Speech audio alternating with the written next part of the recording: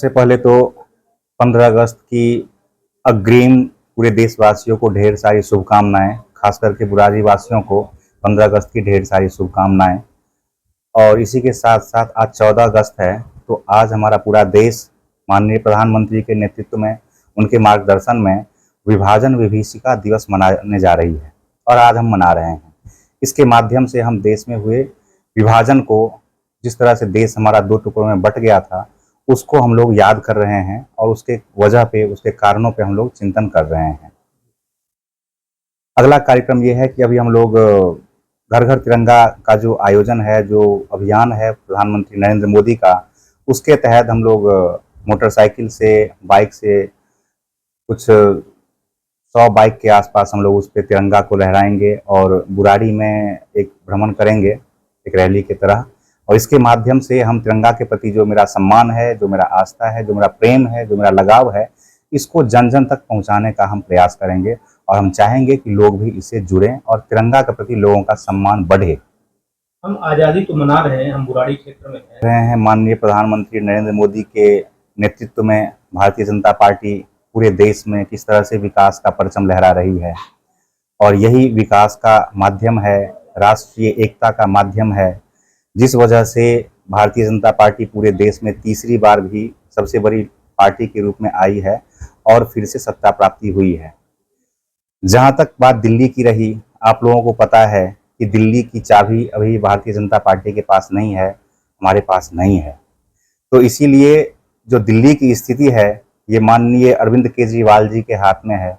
और अरविंद केजरीवाल जी कहाँ हैं, ये किसी से छुपा हुआ नहीं है। जहाँ तक बुराड़ी की बात है, तो बुराड़ी समस्याओं का खजाना एक तरह से बन गया है। यहाँ पे इतने समस्याएं हैं कि अगर मैं ये कहूँ कि 2009 या 10 में जब भारतीय जनता पार्टी का यहाँ पे विधायक थे, उससे भी बुरे स्थिति में बुराड़ी हो गया है। हम कहते हैं कि उनके आने से पहले बुराड़ी की स्थिति बहुत बढ़िया थी। यहाँ पे सड़कें अच्छे थे, यहाँ पे सीवर की व्यवस्थाएं अच्छी थी, पानी का व्यवस्था अच्छा था।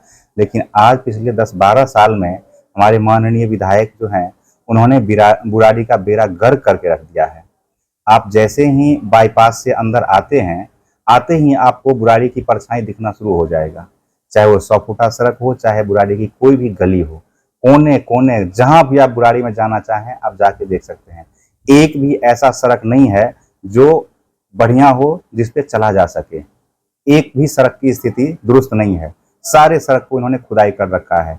किस लिए खुदाई कर रखा है? सीवर डालने के नाम पे। और सीवर कहीं भी नहीं डलता, हर जगह पे पानी लगता है। कहीं पे एक लेबर आता है, थोड़ा सा काम करके चला जाता है, बोलता है कि हाँ ठीक है आएंगे, और कहीं भी कोई विकास का काम नहीं हो रहा। इसके वजह से आप अगर देखें बुराड़ी के अंदर घूम के, मैं तो घूम रहा हूँ और आप भी घूमते हैं, बुराड़ी में व्यापार की स्थिति बहुत दयनीय हो गई है। जितने भी दुकान गली में, मोहल्ले में, चाहे जो भी ब्लॉक हो, चाहे जो भी कॉलोनियाँ हो, नीचे के जितने भी दुकान थे, कोई भी दुकान आज किराए पे लगने को राजी नहीं है।